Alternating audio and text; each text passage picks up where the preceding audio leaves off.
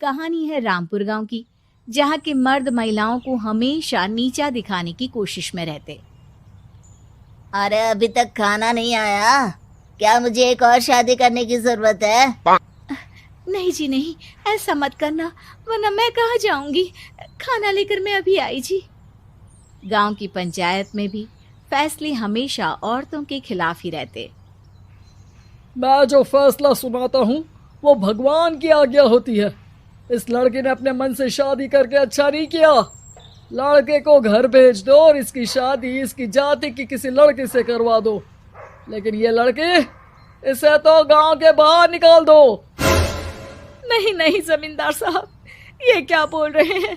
ऐसा नहीं हो सकता। मेरी बेटी मासूम है, इसे अच्छे बुरे की समझ नहीं है। अरे कहाँ जाएगी ये बेचारी? कहाँ जाएगी? इतनी चिंता है तो पूरे परिवार का गांव निकाला कर देते हैं। बेचारे पूरे बसे बसाए परिवार को गांव छोड़ना पड़ता है। चाहे जो हो, अगर बेटियों को कंट्रोल नहीं कर सकते तो गांव में रहने का कोई मतलब नहीं है। यहाँ औरतों को दब कर रहना होगा। कोई भी अपने हिसाब से कुछ नहीं कर सकता, सब ईश्वर की मर्जी से ही होगा। तभी गांव का एक आदमी दौड़ा दौड़ा आता है। सरपंच साहब, जमींदार साहब, वो कालिया है ना, उसकी बेटी पढ़ने के लिए शहर जा रही है। अच्छा, ये कब हो गया? और कालिया की हिम्मत कैसे हो गई ऐसा करने की? लेकर आओ उसे और उसकी बेटी को।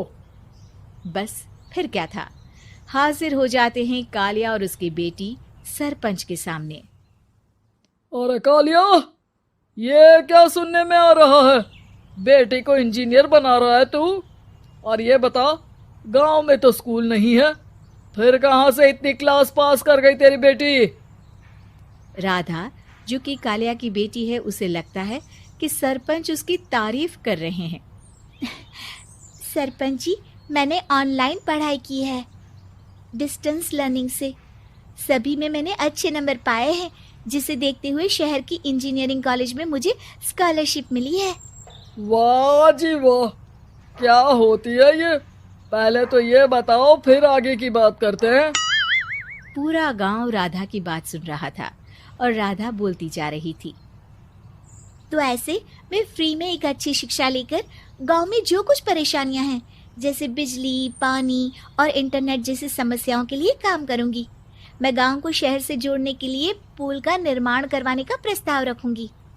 मुझे पूरी उम्मीद है कि जल्द ही हमारा गांव भी तरक्की की राह पर चल पड़ेगा।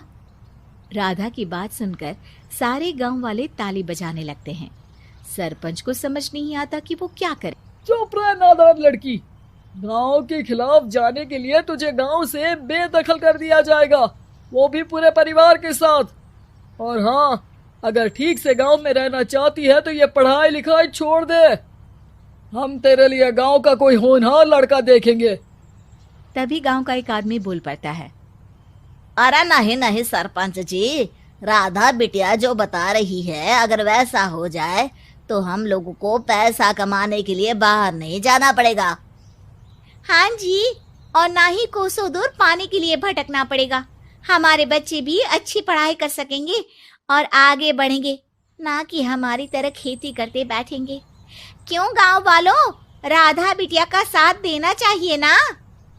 सरपंच देखता है कि गांव राधा के साथ है तो वो चुप हो जाता है। वो घर आकर अपने सलाहकार से बात करता है, जो बहुत ही चालाक किस्म का इंसान होता है। अरे सरपंच साहब, आपको बहुत ही होशियारी से काम लेना पड़ेगा। एक बार गांव तरक्की कर गया, यहाँ के बालक पढ़ लिए तो कोई ना पूछेगा आपको। और फिर ये जो बेटा और बेटी है ना आपके, इनको भी आम लोगों की तरह ही जीवन जीना होगा। हाँ, लेकिन करे तो क्या करे? वो ना आप मुझ पर छोड़ दीजिए, बस मैं जैसा बोलूं करते जाइए। अगले रोज सुबह जब गांव वाले सोकर उठते हैं तो राधा के घर के बाहर और साथ ही वो लोग जिन्होंने राधा का सपोर्ट किया था, उनके घर के आगे लाल रंग से कल आऊंगी लिखा होता है।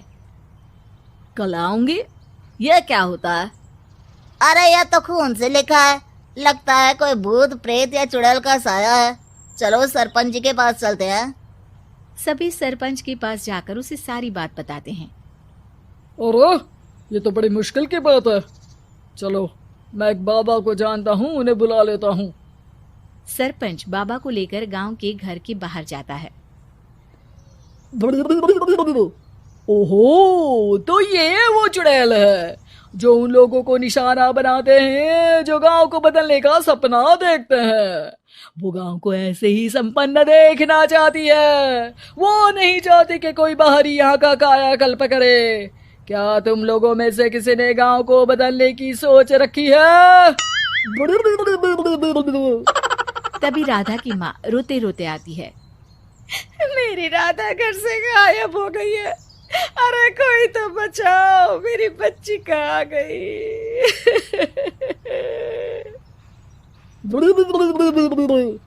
ले गई वो चुड़ैल, तेरी बच्ची को ले गई।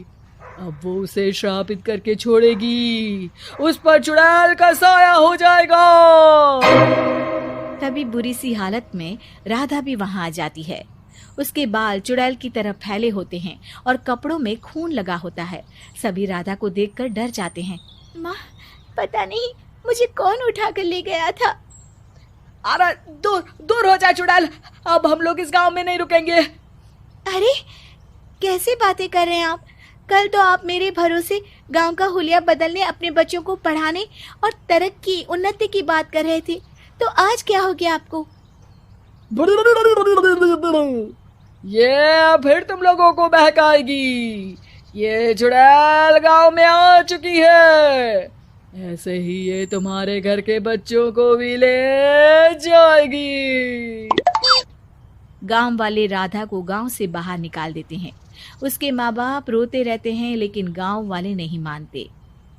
मैं भी अपनी बहन के साथ गांव के बाहर रहूंगा, लेकिन वो पढ़ाई नहीं छोड़ेगी। वहीं सरपंच के घर पर सलाहकार कहता है। देखा, सांप भी मर गया और लाठी भी नहीं टूटी। लेकिन अगले ही दिन सरपंच के घर के बाहर भी वही शब्द लिखे होते हैं। और फिर सरपंच की बीवी कहती है, हमारी बेटी को किसी ने अगवा कर लिया है। तभी राधा का भाई वहां आ जाता है। अरे गांव वालों, मैंने सरपंच जी की बेटी को देखा था। वो चुड़ैल उसे उठाकर ले जा रही थी।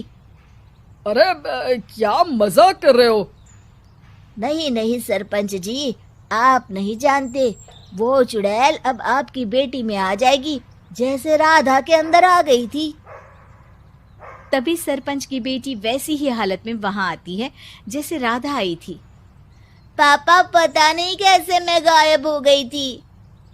चुड़ैल, इसके अंदर भी चुड़ैल का साया है, मारो इसे। अरे नहीं नहीं, इसे भी राधा के पास गांव के बाहर ही भेज दो। अरे चुप रहो, मेरी बेटी कहीं नहीं जाएगी और चुड़ैल बुड़ैल कुछ नहीं होता है। अरे कैसे बात कर रहे हो सरपंच जी? आप तो बोल रहे थे कि आपका फैसला भगवान का ज्ञान होता है, तो अपने पर बात आई तो अब आप ऐसे बोल रहे हैं। अरे ना ना ना, आपको अपनी बेटी को त्यागना ही होगा। अरे बुलाओ बाबा को। राधा का भाई बाबा को ले आता है, जिसे अब गांव वालों के डर के कारण सच बोलना पड़ता है। मैं कोई बाबा नहीं हूँ, मैं तो मोची था। ये सलाहकार महोदय ने मुझे कहा था एक्टिंग करने को। अब वो मुझे पैसे देने वाले हैं। अब मुझे माफ कर दो। गलती हो गई, मुझे माफ कर दो। तभी वहां राधा आ जाती है। देखा सरपंच जी, जब गांव के बच्चे साक्षर होंगे तो आप जैसे लोगों की चालाकी नहीं चलेगी।